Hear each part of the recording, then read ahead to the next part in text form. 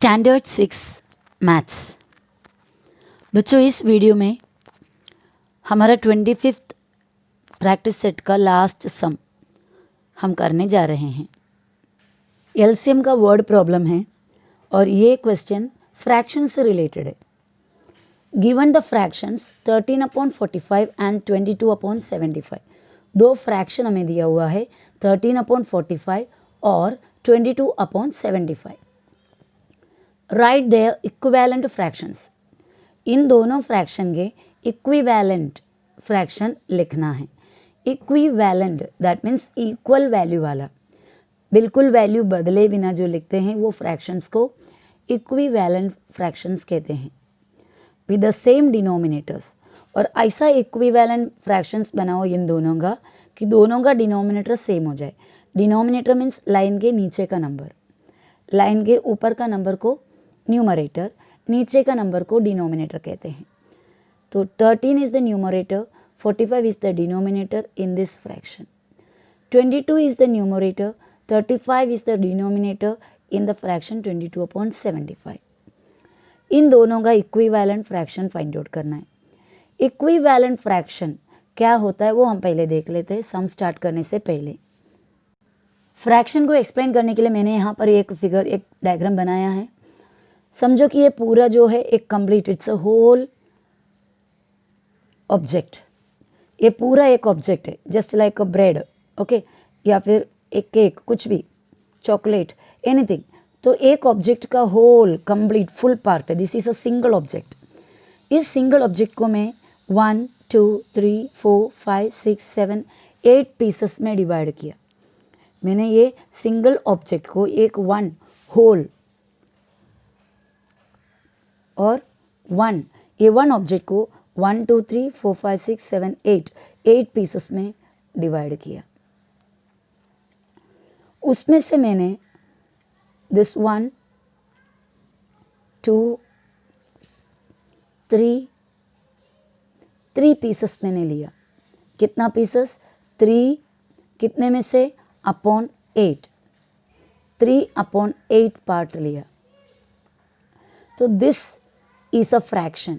Fraction मतलब ये जो है फ्रैक्शन, ये होल यानी पूरे एक वन ऑब्जेक्ट में, ऑब्जेक्ट को छोटे छोटे पीसेस करने के बाद उसमें से कुछ पीसेस हम सेलेक्ट करते हैं, then that is a fraction. 3/8 ये 1 से भी छोटा है क्योंकि ये पूरा 1 है, उसमें से एक थोड़ा सा हिस्सा हमने लिया है, 3/8। अब मैंने अगर यहाँ से और एक पार्टीशन कर दिया तो ये पूरा कितना हुआ? 1 2 3 4 5 6 7 8 9 10 11 12 13 14 15 16 पार्ट हो गया। 16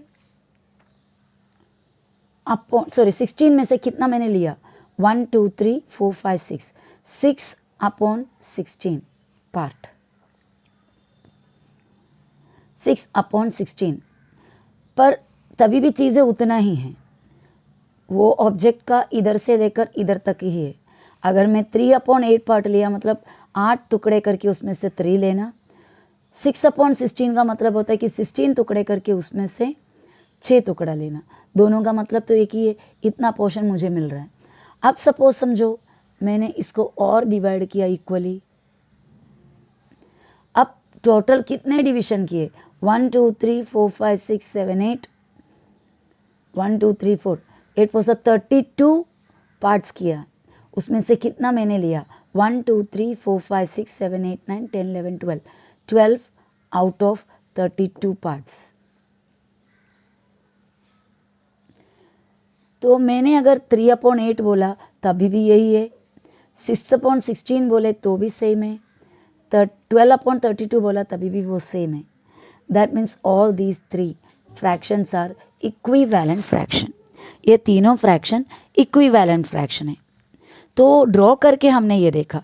डायरेक्ट हम इक्विवेलेंट फ्रैक्शन कैसे करते हैं?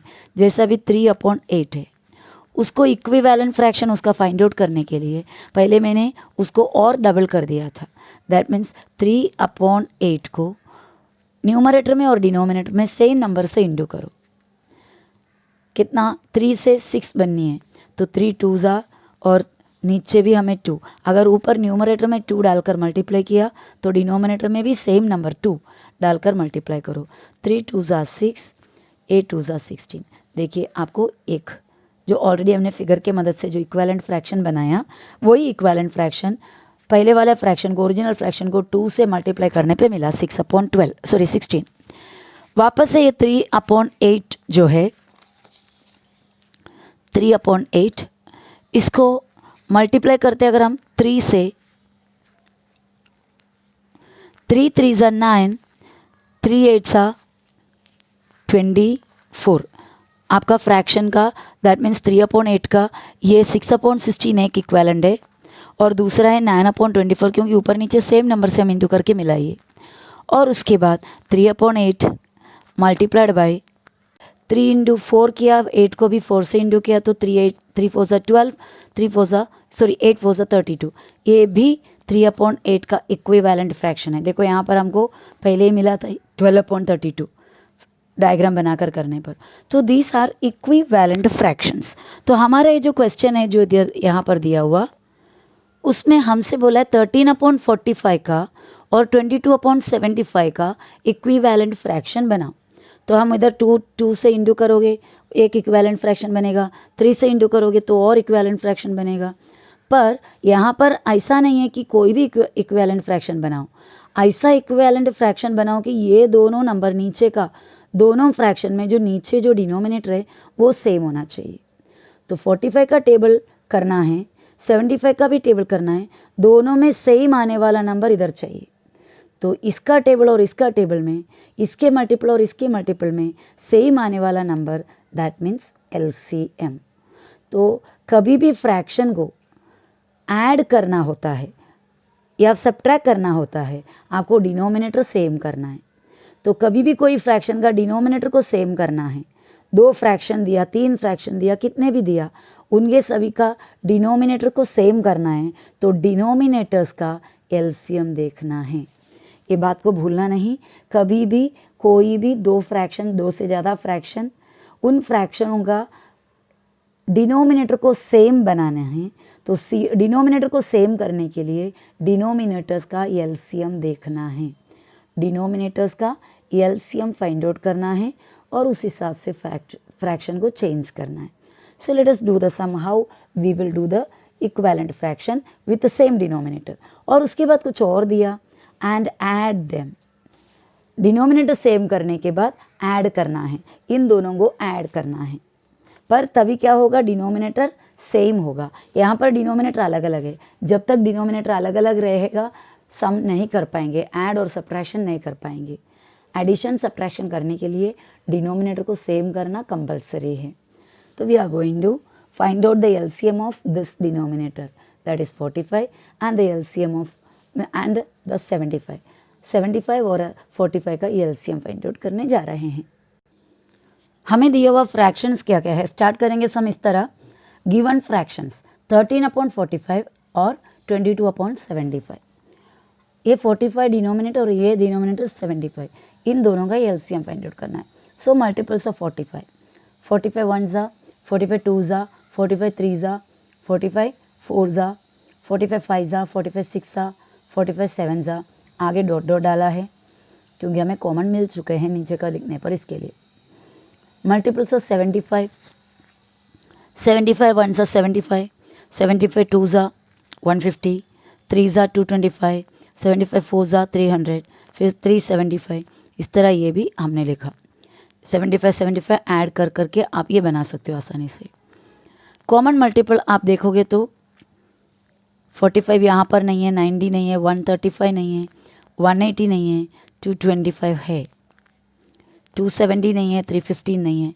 तो आगे जाएंगे, अगर आप आगे लिखोगे तो कॉमन मल्टीपल सिर्फ 225 इधर मिला है। अगर हम और भी नंबर लिखते और भी मल्टीपल आगे लिखते कंटिन्यू तो और भी कॉमन मल्टीपल्स मिल जाएगा। LCM ऑफ 45 और 75 दोनों का LCM क्या ही मिल गया, 225।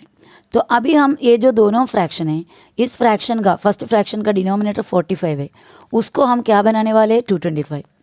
जो LCM निकलेगा वो LCM इधर भी और इधर भी बनाएंगे। 45 की जगह 225 बनाएंगे, ये जो डिनोमिनेटर है 75 उसको भी क्या बनाएंगे 225। 45 को मल्टीप्लाई करने पर 225 मिलता है, यानी 45 के टेबल में 225 आता है। देखिए 75 के टेबल में भी 225 आता है। 45 के टेबल में 225 कभी आता है 1 2 3 4 5 ज़ा, और 75 के टेबल में 1 2 3 ज़ा, 75 3 ज़ा 225 और 45 5 ज़ा 225, तो दोनों के टेबल में 225 आता है। तो अभी इक्विवेलेंट बनाने के लिए एलसीएम तो फाइंड आउट कर लिया हमने। पहला फ्रैक्शन है 13/45, इक्वल डाल के 13/45 लॉन्ग अपॉन करके रखा, इंटू ऊपर नीचे डाले, और ये 45 के बदले में हम क्या बनाने वाले हैं 225, दैट इज़ द एलसीएम ना। तो 45 बन जाएगा 225, और यहाँ पर दूसरा भी लिख दिया 22/75 लॉन्ग डैश डाल के इंटू, इसके भी 75 के जगह में भी क्या आने वाला है 225। 45 के टेबल में 225 कभी आता, आप टेबल अभी लिखा हुआ देखेंगे तो 45 5 ज़ा 225, देखिए यहाँ पर 1 ज़ा 2 ज़ा 3 ज़ा 4 ज़ा 5 ज़ा, 45 5 ज़ा 225, तो 45 5 ज़ा 225, तो ऊपर भी मुझे 5 डालना है। 45 5 ज़ा 225, 13 5 ज़ा न्यूमरेटर भी मल्टीप्लाई कर दिया 65, 13 5 ज़ा 65, 45 5 ज़ा 225। अब ये जो नीचे वाला है उसको भी हमें चेंज करना है, 75 को हमें 225 करना है, तो 22/75 इंटू डाला। 75 के टेबल में 225 कभी आता, आप टेबल लिखा हुआ में जगह चेक करो ज़रा। 75 1 ज़ा 2 ज़ा 3 ज़ा, 75 के टेबल में 3 ज़ा, तो 75 3 ज़ा यहाँ न्यूमरेटर में भी 3, 22 3 ज़ा 66, तो 13/45 का इक्विवेलेंट फ्रैक्शन बन गया 65/225। 22/75 का इक्विवेलेंट फ्रैक्शन बन गया 62/225।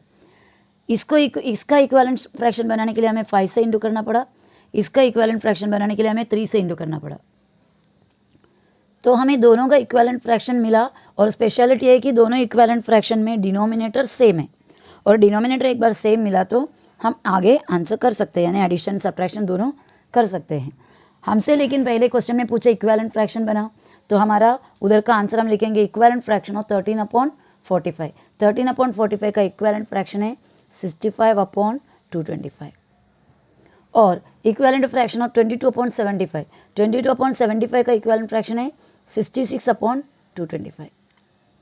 अब ये दोनों आने के बाद हमको क्या करना है, एडिशन करना है। क्वेश्चन है 13/45 प्लस 22/75। ये नंबर डायरेक्ट हम ऐड नहीं कर सकते क्योंकि दोनों फ्रैक्शन का डिनोमिनेटर अलग है, यहाँ पे 45 और यहाँ पर 75, तो अलग फ्रैक्शन अलग डिनोमिनेटर वाला फ्रैक्शन हम कर नहीं सकते। तो इसके लिए 13/45 के बदले उसका इक्विवेलेंट, दैट मीन्स 65/225। आगे प्लस साइन यहाँ पर है, 22/75 के लिए उसका इक्विवेलेंट, दैट मीन्स 66/225। अब आप ये जो ओरिजिनल क्वेश्चन था ओरिजिनल फ्रैक्शन, उन दोनों का इक्विवेलेंट फ्रैक्शन लिख दिए और दोनों का डिनोमिनेटर सेम है, तो हमें क्या करना है अभी एडिशन।